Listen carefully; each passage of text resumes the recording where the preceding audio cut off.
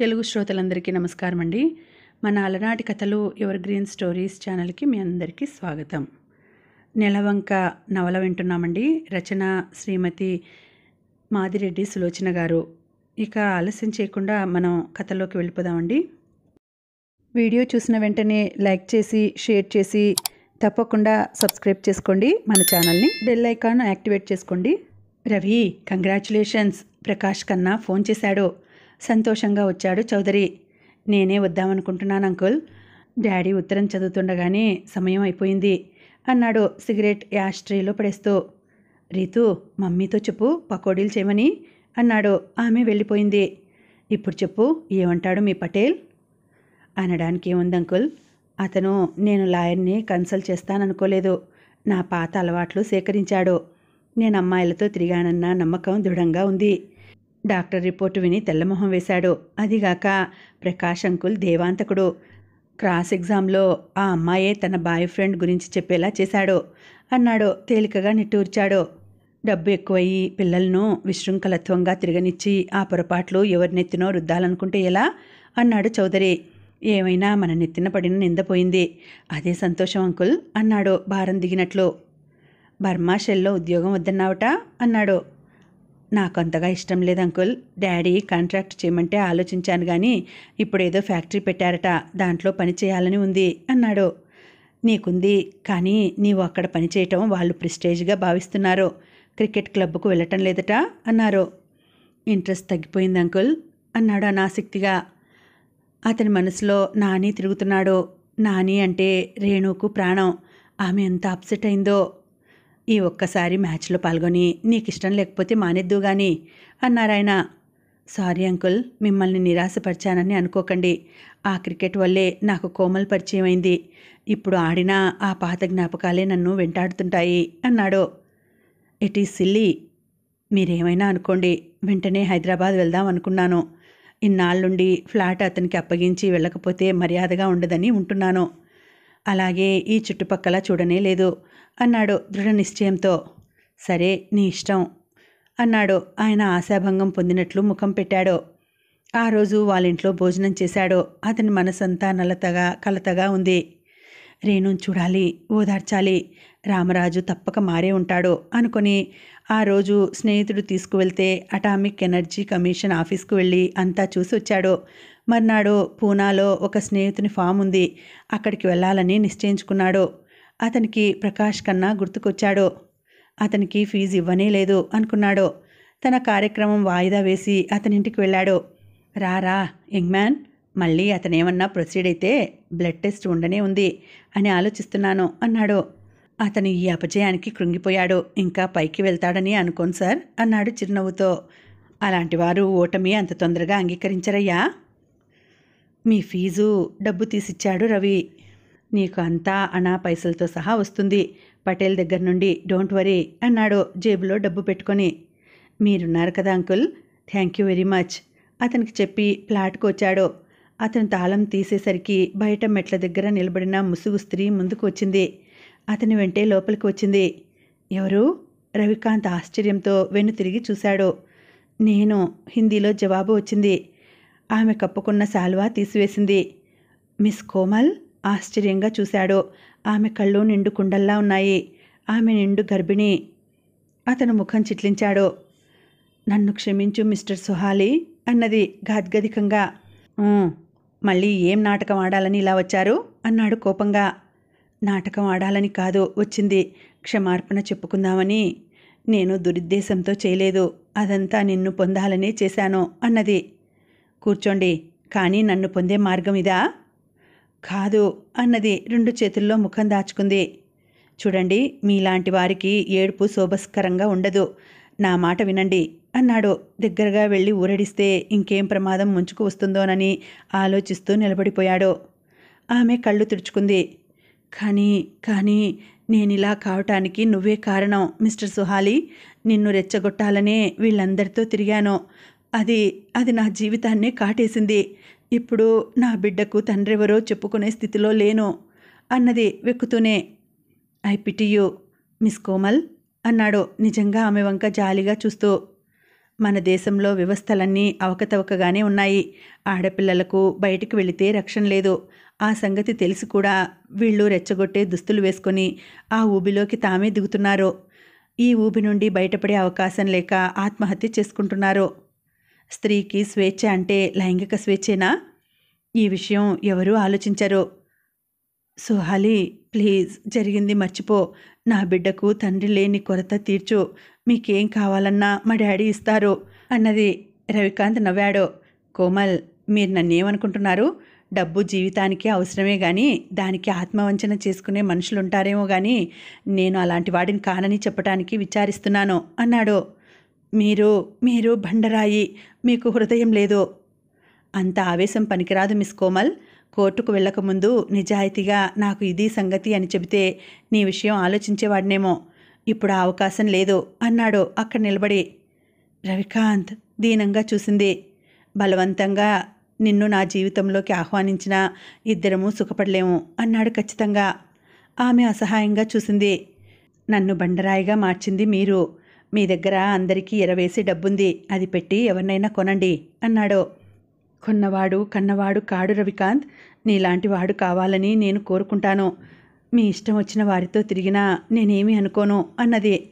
ఎందుకీ ఆత్మవంచన? నువ్వు దానికి అంగీకరించినా నేను అంగీకరించను అన్నాడు. ఆమె ఇంకెలా వలవెయ్యాలా అని ఆలోచిస్తూ కూర్చుంది. స్త్రీ 2 రూపాలు దర్శించాడు తను. అమృతమూర్తిని రేణులో చూశాడు. స్వార్థానికి మారుపేరుగా ఉన్న మూర్తిని కోమల్లో చూశాడు. కానీ బాహ్యంగా చూస్తే రేణు నాగరికత తెలియని పల్లెటూరి అమ్మాయిలా ఉంటుంది. కోమల్ నాగరికతకు నిర్వచనంగా ఉంటుంది. ఈ కృత్రిమమైన నాగరికతను అలవాటు చేసుకుని ఎంతకు దిగజారిపోయింది. రవి, నువ్వు కాదంటే నేను ఆత్మహత్య చేసుకుంటాను అన్నది రోషంగా. నువ్వు ఆ పని చేయలేవు మిస్ కోమల్. అంత అభిమానం ఉంటే కోర్టుకు ఎక్కవు. స్నేహితుడిగా మంచి సలహా ఇస్తున్నాను. ఒక బీద నిరుద్యోగికి ఈ విషయమంతా చెప్పి వివాహం చేసుకో. పరస్పర సహకారం ఉంటుంది అన్నాడు. ఆమె ఏడుస్తూ శపిస్తూ వెళ్ళిపోయింది. రవికాంత్ తల పట్టుకొని కూర్చుండిపోయాడు. ఆడపిల్లలు ఇంతకు తెగిస్తారా? ఓ సిగరెట్టు వెలిగించుకున్నాడు. ప్రకాష్ ఫోన్ చేశాడు. నువ్వు వెళ్ళావట కదూ అన్నాడు. అవునంకుల్, రాగానే మీకు చెబుదామనుకుంటే కోమల్ వచ్చింది. జరిగిన విషయమంతా చెప్పాడు. చౌదరి కనుబొమ్మలు ముడిపడ్డాయి. రవి, నువ్వు వెంటనే వెళ్ళిపో అన్నాడు ఆదుర్దాగా. ఎందుకు? అర్థం కానట్టు చూశాడు.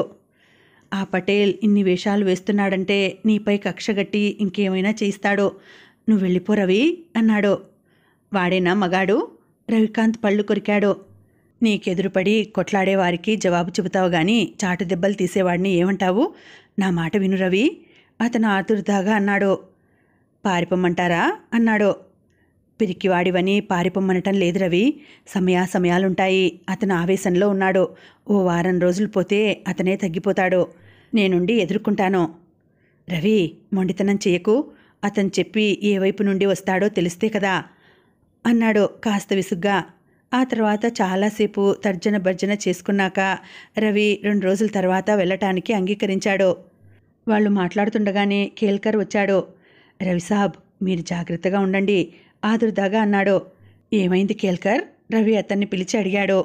ఏం లేదు సాబ్, నా మాట వినండి, మీరు వెళ్ళండి అన్నాడు కంగారుగా అటు ఇటు చూస్తూ. అతనికి అర్థమైపోయింది. చౌదరి ఊహించిందే నిజం. కేల్కర్ను పిలిచి తన తెల్ల ప్యాంటు, తేనె రంగు టీషర్టు ఇచ్చాడు.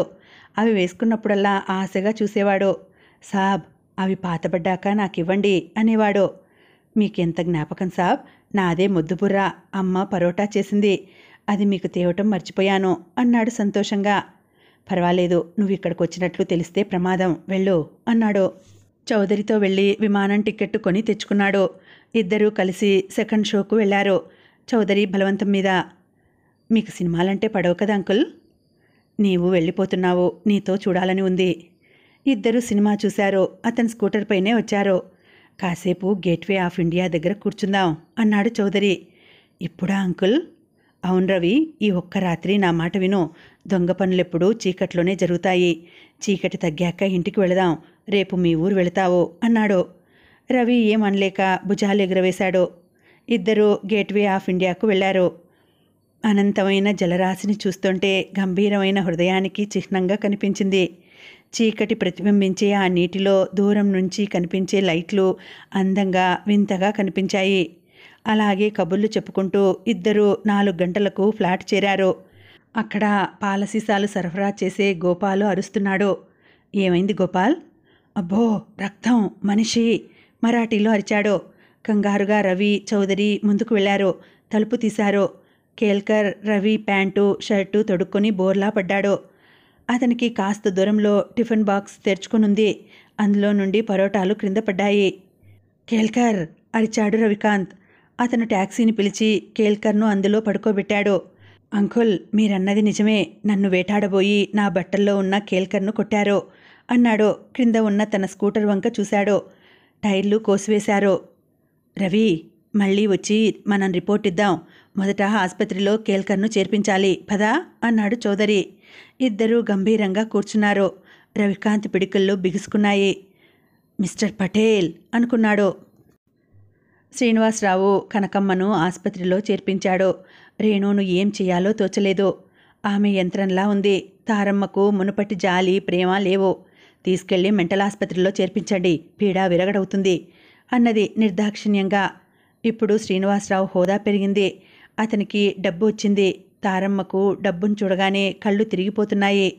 గతమంతా మర్చిపోతోంది. శ్రీనివాసరావు ఇంకా మానవత్వం అంటూ వ్రేలాడుతున్నాడు. అందుకే రేణుని తెచ్చి విజయ్ ఇంట్లో ఉంచాడు. సార్, ఇప్పటికే రేణుగారికి నాకు సంబంధం అనుకుంటున్నారు అందరూ, నసిగాడు విజయ్. అందరూ అంటున్నావు? అందరూ కాదు విజయ్. తను తీసుకున్న విడాకుల పత్రం కాదంటామేమోనని రామరాజు సృష్టించిన కథ అది. కొన్నాళ్ళు రవిపై నిందలేశాడు. ఇప్పుడు నువ్వు కనిపిస్తున్నావు. వారం రోజుల్లో రేణును మెంటల్ ఆసుపత్రిలో చేర్పిస్తాను అన్నాడు. విజయ్ యజమాని మాటకు ఎదురు చెప్పలేకపోయాడు. అక్కడి నుంచి వచ్చేసరికి రవికాంత్ ఎదురయ్యాడు. హలో డాడీ, తండ్రిని కౌగిలించుకున్నాడు. ఏమైందిరా, కేల్కర్కు బాగైందా? 10,000 రూపాయలు ఇప్పించాను. క్షమార్పణ చెప్పాడా పటేల్ అన్నాడు ఉత్సాహంగా. కొడుకు నడుము చుట్టూ చేతులు వేసి లోపలికి తీసుకొచ్చాడు. తారా, నీ కొడుకు ఇష్టమైన పదార్థాలు చేస్తున్నావా? నీకేమిష్టమో చెప్పు అన్నది నవ్వుతూ. డాడీ, రేణు ఎక్కడుంది? ఒకసారి పలకరించొద్దామా అన్నాడు. ఇప్పటికే ఆ మగడికి తండ్రి కొడుకులపై అనుమానం, మళ్ళీ ఎందుకురా అన్నది తారమ్మ భర్త వంక తీక్షణంగా చూస్తూ. శ్రీనివాసరావు మాట్లాడలేదు. వాళ్ల మూగ భాష వెనుక ఏదో రహస్యం ఉందని అర్థమైంది. మమ్మీ, నేను పలకరించినంత మాత్రాన అతని అనుమానం నివృత్తి అవుతుందా? డోంట్ బీ సిల్లీ మమ్మీ అన్నాడు. టిఫిన్ తీసుకోగానే ఇద్దరూ బయటకొచ్చారు. శ్రీనివాసరావు రేణు విషయం కొడుకు దగ్గర దాచటం అంత మంచిది కాదనుకున్నాడు. కాంతి, ఐఎమ్ సారీ, రేణు నిన్ను గుర్తించే స్థితిలో లేదు. అంటే? అతను నిలువెల్లా వణికిపోయాడు. నాని మరణం ఆమెను కృంగదీసింది. ఆ షాక్ నుండి తేరుకోలేదు. తనకు తానుగా ఏ పని చేయలేదు. అందుకే మెంటల్ ఆసుపత్రిలో చేర్పించాలనుకుంటున్నాము. No no daddy, no, you are kidding అన్నాడు అపనమ్మకంగా. లేదు కాంతి, వాళ్ళ కుటుంబం ఇలా చిన్న భిన్నం అవుతుందనుకోలేదు. రామరాజు ఇంతగా మారిపోతాడనుకోలేదు. ఆయన నిట్టూర్చాడు. రామరాజుకి ఏమైంది? అతను రేణును హింసించాలని నానీని సీత దగ్గరుంచాడు. అక్కడేం జరిగిందో, నాని రేణు కోసం బెంగ పెట్టుకొని చనిపోయాడు. ఆ దుర్ఘటనను భరించలేక రేణు స్తబ్దంగా రాయిలా మారింది. అతను అదే అదునుగా తీసుకొని రేణు చేత విడాకుల పత్రం మీద సంతకం పెట్టించుకున్నాడు అన్నాడు. డాడీ, మీరెంత అమాయకులు! మానసిక స్థితి స్థిమితంగా లేని వారి వాదనలు కోర్టు నమ్ముతుందా? అతనికి కోర్టులో బుద్ధి చెప్పాల్సింది అన్నాడు ఆవేశంగా. ఎవరు చెబుతారు బాబు, కోర్టు అంటే డబ్బుతో పని కదా అన్నాడాయన. నేను చెబుతాను daddy, I will teach him a lesson. ఆ మాత్రం ఊహ నాకు రాలేదనుకుంటున్నావా? అతను రేణును గిల్టీగా ఫూల్ చేయడానికి అన్నీ తయారుగా పెట్టుకున్నాడు. నీతో తిరిగినట్లు, మా ఆఫీసులో విజయ్తో తిరిగినట్టు నిరూపిస్తాడట అన్నాడాయన. వాడి ముఖం! రేణును డాక్టర్ల చేత పరీక్ష చేయించుకోమని చెబుతాను. ఇడియట్! లాభం లేదు రవికాంత్. అతను ఈ ఊరు నుండి ట్రాన్స్ఫర్ చేయించుకొని గుంటూరు వెళ్ళాడు. రేణు ఇచ్చిన పత్రం దగ్గర పెట్టుకొని సీతను వివాహం చేసుకున్నాడు అన్నాడు జాలిగా. సీత ఎలా అంగీకరించింది? నాకు వాళ్ళు కనిపించలేదు. అది వినగానే ఆ కనకమ్మ మరీ కృంగిపోయింది. ఆమెను ఆసుపత్రిలో చేర్పించాను. రేణును వెళ్ళి చూడటం కష్టమైపోయింది. మన ఇంటికి తీసుకువద్దామంటే అతను కొడుకు ముఖంలో మారే రంగులు చూస్తున్నాడు. తీసుకురాలేకపోయారా అన్నాడు ఆదుర్దాగా. మీ అమ్మకిష్టం లేదు. రేణుకు ఇప్పుడు ఈ ప్రాపంచిక విషయాలతో సంబంధం లేదు. యోగినిగా మారిపోయింది అన్నాడు. డాడీ, ఈ ఉపోద్ఘాతమంతా ఎందుకు? అసలు మీరు మారిపోయారు. ఎక్కడుంది తను? తీక్షణంగా అడిగాడు. విజయ్ ఇంట్లో ఉంది. కాంతి, ఒక్క విషయం రా, ఆ అమ్మాయిని ఒంటరిగా ఉంచలేము. పక్క నుండి ఎవరో ఒకరు చూసుకుంటూ ఉండాలి అన్నాడు. డాడీ, మీరు రేణును ఆ స్థితిలో ఒంటరిగా వదిలారంటే ఆశ్చర్యంగా ఉంది. ఏది ఏమైనా ఆమెను ఒక్క క్షణం విడిచిపెట్టను. రవికాంత్ చరచరా వీధిలోకి వెళ్ళాడు. అతను మెల్లగా విజయ్ ఇంట్లో అడుగుపెట్టాడు. విజయ్ తల్లి కాబోలు తీవ్రంగా అరుస్తోంది. తండ్రి కొడుకులు వాడుకొని ఆ పిల్లను వదిలేశారు. ఆ మొగుడు అది భరించలేక వెళ్ళిపోతే ఈ లంపటం మనకెందుకు? అమ్మా, ఒక్కసారి కాదు 100 సార్లు చెబుతున్నాను, మనకంటూ కృతజ్ఞత ఉండాలి. విజయ్ కోపంగా అరిచాడు. కృతజ్ఞత కృతజ్ఞత, నీ జీవితాన్ని బలిగోరే కృతజ్ఞత ఎందుకురా? రేపు నీకు ఎవరైనా పిల్లనిస్తారా? అమ్మా, నేనంత దూరం ఆలోచించలేదు అన్నాడు అపరాధిలా.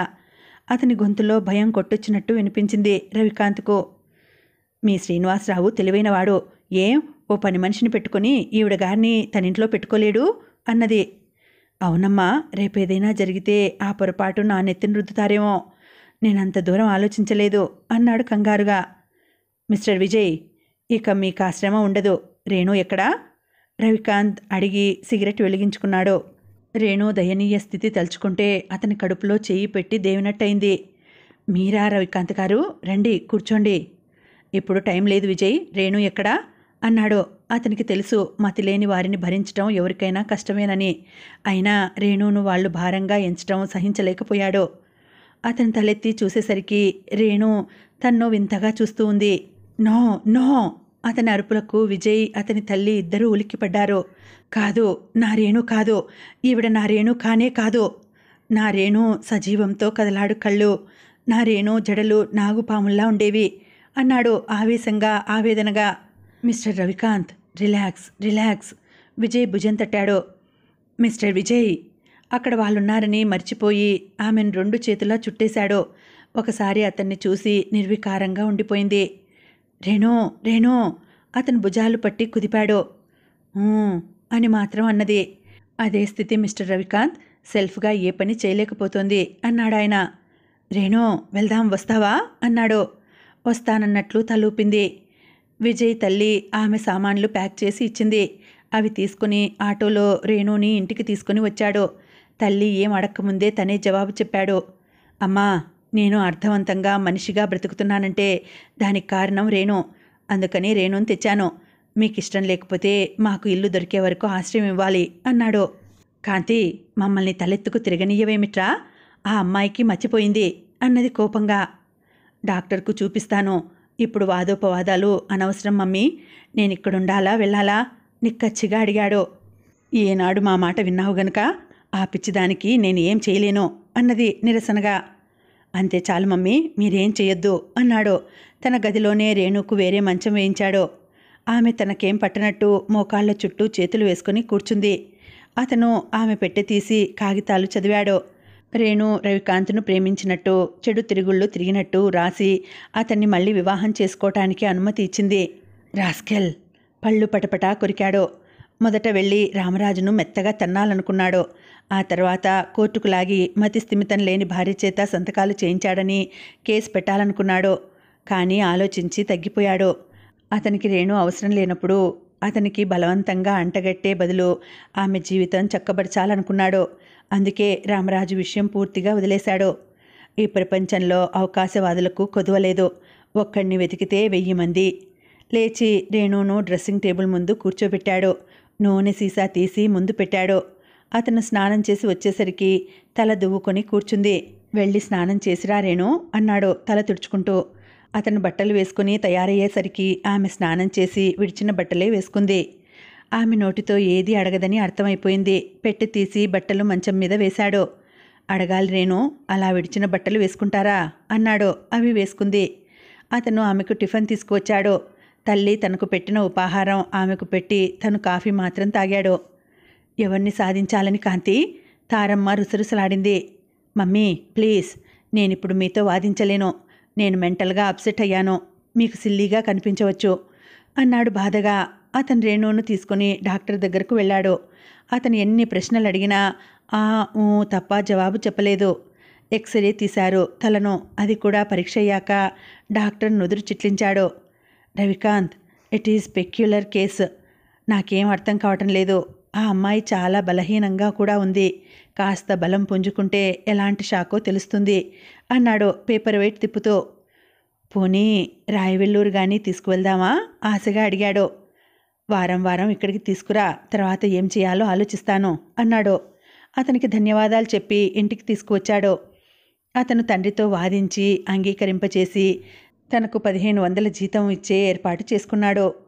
అందులో ఇంట్లో తల్లికి 500 ఇస్తానని చెప్పాడు. ఉదయం లేస్తూనే తను కాలకృత్యాలు తీర్చుకుంటూ రేణుకు చెప్పి చేయించేవాడు. ఇద్దరూ కలిసి ఉపాహారం చేసేవారు. ఆ తర్వాత అతను తండ్రితో ఫ్యాక్టరీకి వెళ్ళిపోయేవాడు. మధ్యాహ్నం వచ్చి భోజనం చేసేవాడు. రేణును ఎన్నో ప్రశ్నలు అడిగేవాడు. ఆమె జవాబులు ఆ ఊలోనే ఉండేవి. సాయంత్రం వచ్చి ఆమెను బయటకు తీసుకువెళ్ళేవాడు. ఒక్కొక్కసారి సినిమాకు వెళ్ళేవారు. ఇదిగో ఈ పుస్తకాలు చదువు, కొన్ని నవలలు తెచ్చి ఇచ్చాడు. అవి మాత్రం చదువుతున్నట్టు ముందు పెట్టుకుని కూర్చునేది. విషయాలు గ్రహించిందో లేదో తెలియదు. రాత్రి భోజనం తర్వాత పసిపాపలా నిద్రపోయేది. అలాంటప్పుడు అతనికి గతం గుర్తుకు వచ్చేది. ఎన్నో మధురమైన ఊహలు, కోరికలు కలిగేవి. బలవంతంగా నిగ్రహించుకునేవాడు. మానసికంగా అభివృద్ధి కనిపించకపోయినా శారీరకంగా కొంత మార్పు వచ్చింది. ముఖంలో జీవకళ వచ్చింది. తనంతట తాను చేయకపోయినా తారమ్మ ఏదైనా పని చెబితే చేస్తుంది. ఆశగా ఎదురుచూస్తున్నాడు రవికాంత్. మళ్ళీ ఏదన్నా ఏం ప్రమాదమో అని తల్లిదండ్రులు ఆమెను జాగ్రత్తగానే చూస్తున్నారు. ఒకరోజు కనకమ్మ దగ్గరకు తీసుకువెళ్ళాడు.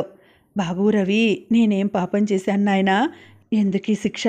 నా తల్లిని చూశావా బాబూ అన్నది కదిలి కదిలి ఏడుస్తూ. రేణు ఇటు తిప్పాడు. ఆమె తల్లి వంక చూసినా జవాబు చెప్పలేదు. రవికాంత్ ఆ తల్లి హృదయ వేదనను అర్థం చేసుకుని ఓదార్చి వచ్చాడు. ఏ చిన్న మార్పు రేణులో కనిపించినా అతను సంతోషించేవాడు. కాలం ఎవరికోసమూ ఆగదు. రవికాంత్ మెల్లగా తన స్కూటర్ వైపు వెళ్తున్నాడు. తన ఫ్యాక్టరీలో పనిచేసేవారు కాబోలు మాట్లాడుకుంటున్నారు. రవికాంత్ బాబు మంచి పనివంతుడు. ఆయన వచ్చాక పనివారిలో చురుకుదనం హెచ్చింది. ఎలా పని చేయించాలో తెలిసిన మనిషి అన్నాడు ఒకతను సంబరంగా. అతను రవికాంత్కు ముద్దు పేరు కూడా పెట్టుకున్నాడు, అమితాబ్ బచ్చన్ అంటూ. ఎన్ని తెలివితేటలుంటే ఏం లాభం? పెళ్ళైన దాంతో సంబంధం పెట్టుకున్నాడట. ఆ పిల్లను భర్త వదిలేస్తే ఇంట్లో పెట్టుకున్నాడట అన్నాడు మరొకతను. అలాంటి మాటలంటే నోరి పడిపోతుంది. అతను ఆవేశంగా అరిచాడు. ఎవరిది? నీదా, నాదా, అమితాబ్ బచ్చన్దా? ఇంకేదో అనబోయి స్కూటర్ తీస్తుంటే అయిన శబ్దం అతన్ని హెచ్చరించింది. తేలు కుట్టిన దొంగలా వెళ్ళిపోయాడు. రవికాంత్ మనసంతా చేదు మాత్రం మింగినట్లయింది. తలపోటుతో ఇంటికి వచ్చాడు. టీ కప్పుతో ఎదురు వచ్చింది రేణు. అతని చికాకులు, చింతలు అన్నీ ఎగిరిపోయాయి. రేణు ఆమె భుజంపై చేతులాంచాడు. ఆమె చిన్నగా నవ్వినట్టు అనిపించింది. అతనికి 1000 ఏనుగుల బలం వచ్చింది. అతను ఉత్సాహంగా టీ తీసుకున్నాడు. నీ టీ తెచ్చుకో అన్నాడు. ఆమె వెళ్ళి తన టీ తెచ్చుకుంది. మెల్లగా అతను తల్లి గదిలోకి వెళ్ళాడు. ఆమె రికార్డు వేసుకొని కూర్చుంది. మమ్మీ అతను పిలిచాడు. ఏమిటి అన్నది తల ఎత్తకుండానే. నా మీద కోపమా మమ్మీ అతను అడిగాడు. నాకెవరిపై కోపం లేదు, నాపై నాకే కోపంగా ఉంది బాబు అన్నది. అర్థమైంది. ఆమెకు చాలా కోపం వచ్చిందని. వెళ్ళి ఆమె పక్కనే కూర్చున్నాడు. ఏమైంది మమ్మీ? కాంతి, ఎక్కడికి వెళ్ళినా నన్నెంత హేళన చేస్తున్నారో తెలుసా? తారా, నీ విశాల హృదయానికి మా జోహార్లు. కొడుకు ఉంపుడుగత్తెను ఇంట్లో పెట్టుకున్నావని. ఆమె బావురుమని ఏడ్చింది. రవికాంత్ పిడికిళ్ళు బిగుసుకున్నాయి. ఆ రాత్రంతా అశాంతిగా గడిపాడు. తనకేం పట్టనట్టు మంచంపై కూర్చుని చందమామ తిరిగేస్తున్న రేణును చూసి మండిపోయాడు. ఉద్ధరించు, మహా చదివావు. పుస్తకం తీసి నేలకేసి కొట్టాడు. ఆమె తలెత్తి చూసింది. చక్రాల వంటి ఆ కళల్లో ఏ భావమూ చదవలేకపోయాడు. 10 నిమిషాల తర్వాత అతని కోపం కరిగిపోయింది. ఇహపర బంధాలకు అతీతంగా ఉండిపోయిన ఆ అమాయకురాల్ని ఏమన్నా ఏం లాభం? ఆమె పక్కన కూర్చొని తల నిమిరాడు. దానికి చలించలేదు. ఆ మర్నాడు ఫ్యాక్టరీకి వెళ్ళాడు. అతని మానసిక బలహీనతో మరేమిటో గాని తన క్రిందివారు తనకు ఇవ్వాల్సిన గౌరవం ఇవ్వటం లేదేమో అనిపించింది. వ్యక్తిగత జీవిత ప్రభావం సామాజిక జీవితాన్ని దెబ్బతీస్తుందేమో. తను తప్పు చేయకపోయినా సాంఘిక నియమాలకు విరుద్ధంగా నడుస్తున్నాడు. అశాంతిగా కూర్చున్న అతనికి అటెండర్ పోస్టు తెచ్చి ఇచ్చాడు. కొన్ని వ్యాపారానికి సంబంధించిన ఉత్తరాలు. ప్రక్కకు పెట్టి తన పేరున వచ్చిన ఉత్తరం చూశాడు. ఆశ్చర్యంగా ఫ్రమ్ అడ్రస్ చూశాడు. అది సీత దగ్గర నుండి వచ్చింది. అతని కోపం ఉప్పొంగిపోయింది. నన్ను అన్యాయం చేశాడు రామరాజు అంటూ రాసిందా? ఆర్థికంగా చితికిపోయాం, ఆదుకో అంటూ రాసిందా? చించి చెత్తబుట్టలో వేయబోయాడు. వెంటనే తొందరపాటు తగదని విప్పాడు. డియర్ రవి, సీత ఉత్తరం రాస్తుందేమిటా అని ఆశ్చర్యపోతున్నావు కదూ? కోపం వచ్చినా, అసహ్యం కలిగినా దిగమింగి ఒక స్నేహితురాలు, ఒక సోదరి వ్రాస్తున్న విన్నపం పరిశీలించు. నేను రామరాజును రేణుకకు కావాలని దూరం చేశాను. అతని దేశంలో సగటు మగవాడికి ప్రతినిధి రవి. అతనికి రేణు అంటే అంతులేని అభిమానం, దాంతోపాటు అంతులేని అనుమానం. అందుకే తను అనుభవించలేని రేణును మరెవ్వరూ తాకరాదని, ఆమె జీవితం నిరర్థకం అయిపోవాలని కోరుకున్నాడు. అదే సమయాన మంచికో చెడుకో అతనితో నాకు శారీరక సంబంధం ఏర్పడింది. క్షణికావేశంలో జరిగిపోయిన తరువాత నేను ఆలోచించాను, రేణుకు విముక్తి ప్రసాదించాలని. నీవు తప్పక ఆమెను స్వీకరిస్తావని నాకు తెలుసు. కానీ ఒకటే విచారంగా ఉంది. రేణును వాళ్ళమ్మను దిక్కులేని పక్షుల్లా వదిలేసొచ్చాము. అది కూడా నేను కావాలనే చేశాను. నీ గుండెలో పౌరుషమే కాదు, దయ, జాలి, ప్రేమ అన్నీ ఉన్నాయి. రేణును హృదయపూర్వకంగా ఆహ్వానిస్తావు. రేణు నాని మరణాన్ని తట్టుకోలేకపోయింది. నానిని నేను నిర్లక్ష్యం చేయలేదు. నాని బెంగపడి చావుకు దగ్గరవుతాడనుకోలేదు. రేణును పిలువు అని ఎంత అన్నా ఆయన వినలేదు. నాని మరణం ఆమెను స్తబ్దంగా మార్చింది. నీ ప్రేమ ఫలించి మరో నాని మీ ఇంట వెలసి ఆటపాటలతో రేణును మామూలు మనిషిని చేస్తావని నాకు పూర్తి విశ్వాసం ఉంది. నన్ను నమ్ము రవి. ఆ విషయం రాద్దామని ఎంత ప్రయత్నించినా మీ అమ్మగారు అడ్రస్ ఇవ్వడానికి నిరాకరించారు. వారం రోజుల క్రితం మీ ఫ్యాక్టరీలో మా బంధువు పనిచేస్తున్నాళ్లే, అతను వచ్చాడు. నువ్వు హైదరాబాద్ వచ్చేసావని, రేణు మీ ఇంట్లో ఉంటుందని చెప్పాడు. అది తెలిసి చాలా సంతోషించాను. వివాహం అయ్యాక మీరిద్దరూ వస్తే నేను చాలా సంతోషిస్తాను. ఇట్లు నీ స్నేహితురాలు సీత. రవికాంత్ ఆలోచిస్తూ ఉండిపోయాడు. రేణు అనుమతి లేకుండా ఆమెకు మతిలేని స్థితిలో వివాహం ఎలా చేసుకుంటాడు? కానీ తల్లిదండ్రులను, రేణును, చివరకు తనను తాను అందరి అవహేళనల నుండి కాపాడేది తమ వివాహమే. ఒక మతిలేని అమ్మాయిని వివాహం చేసుకుంటానంటే తల్లి తండ్రి అంగీకరించరు. వాళ్ళను మెప్పించి తను వివాహం చేసుకున్న బంధువులు, స్నేహితులు ఎన్నో నిందలు, నిష్ఠురాలు వేస్తారు. ఇప్పుడేం చేయాలి? రాత్రింబవళ్ళు అదే ఆలోచన. తను ధైర్యం చేయకపోతే ఈ అవమానాలు ఎదుర్కోవడం కష్టం. సీత వ్రాసిన వాక్యం ఎర్రగీతతో అండర్లైన్ చేశాడు. మీ ప్రేమ ఫలించి మరో నాని వస్తే. అతనిలో ఆ వాక్యం కొండంత ఆశ చిగురింపచేసింది. అతను రోజులా సాయంత్రం ఇంటికి వచ్చాడు. వచ్చేటప్పుడు జెర్రీ బుటాలున్న నీలం చీర కొన్నాడు. ఒక ఉంగరం, మంగళసూత్రం కొన్నాడు. రేణు, త్వరగా తయారవు, గుడికి వెళ్దాం అన్నాడు. ఆమె తయారవుతుండగా నీలం చీర ఇచ్చాడు. ఒకసారి దాని వంక చూసి కట్టుకుంది. ఆమె పమిట జరి కనిపించేలా సవరించి బొట్టు దిద్దాడు. రేణు, మనం వివాహం చేసుకుందామా? అయోమయంగా చూసింది. అతను రెట్టిస్తే అన్నది. అతను గాఢంగా నిట్టూర్చాడు. ఇద్దరూ స్కూటర్పై ఖైరతాబాద్లో ఉన్న హనుమాన్ టెంపుల్కు వెళ్లారు.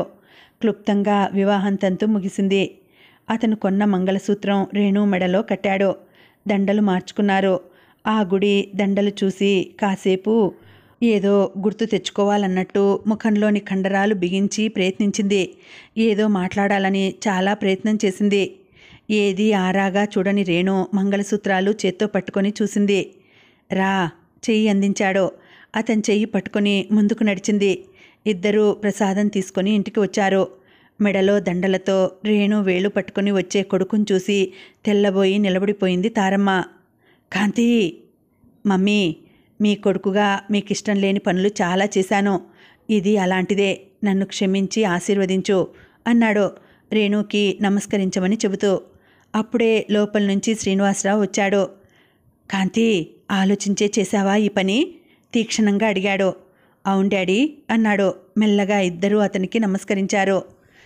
నేను నీ వివాహం ఎంత ఘనంగా చేద్దామనుకున్నాను కాంతి. ఆమె బాధపడింది. తారా, అందరికీ అన్నీ రాసిపెట్టి ఉండవు. మనము ఇంతే నోచుకున్నాము. ఊరుకో, వాడెలానూ తన మాట నెగ్గించుకుంటాడు. మనమైనా తగ్గకపోతే ఎలా అన్నాడు కాస్త నిష్ఠూరంగా. డాడీ, రవికాంత్ ఆశ్చర్యంగా చూశాడు. ఏరా, మేం కోరింది గొంతెమ్మ కోరిక? జాలి వేరు, మనుగడ వేరో.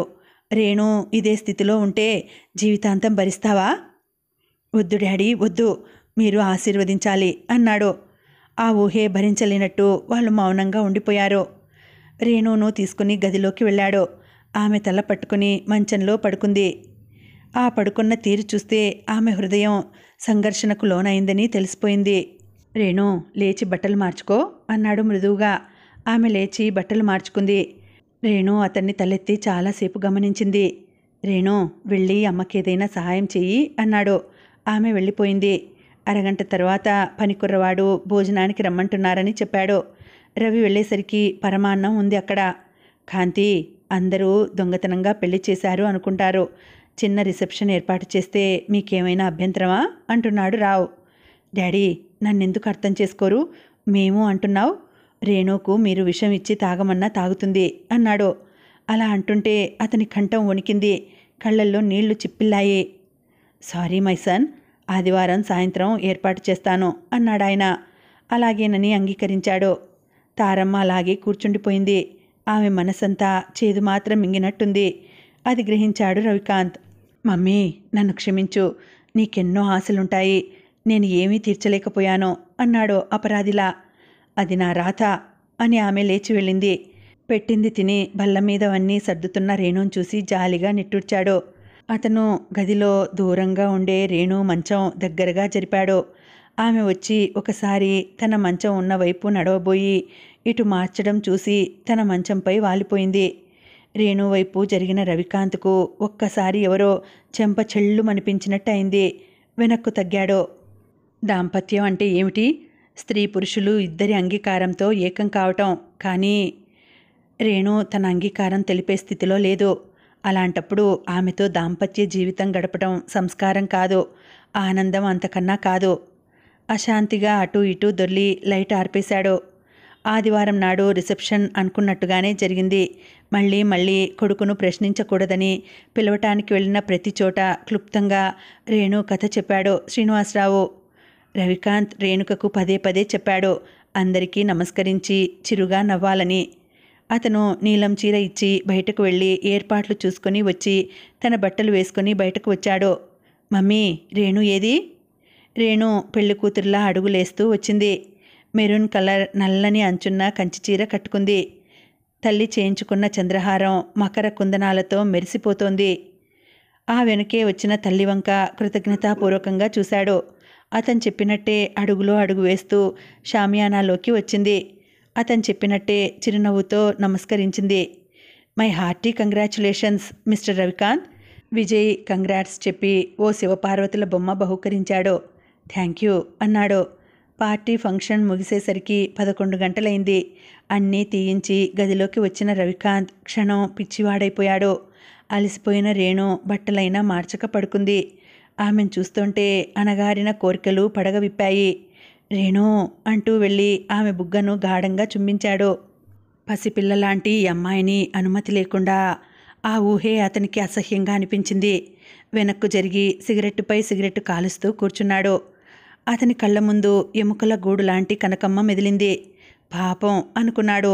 కూతురు ఆరోగ్యంగా ఉంటే ఆమెను తీసుకుని వచ్చి తన దగ్గరే ఉంచుకునే పని.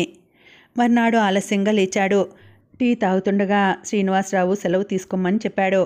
2 రోజులు నువ్వు రేణు ఎటైనా తిరిగి రండి కాంతి అన్నారు. మౌనంగా తలాడించాడు. ఒకసారి కూతురి వివాహ విషయం కనకమ్మకు చెప్పటం తన బాధ్యతగా భావించాడు. అందుకే రేణుని తీసుకుని బయలుదేరాడు.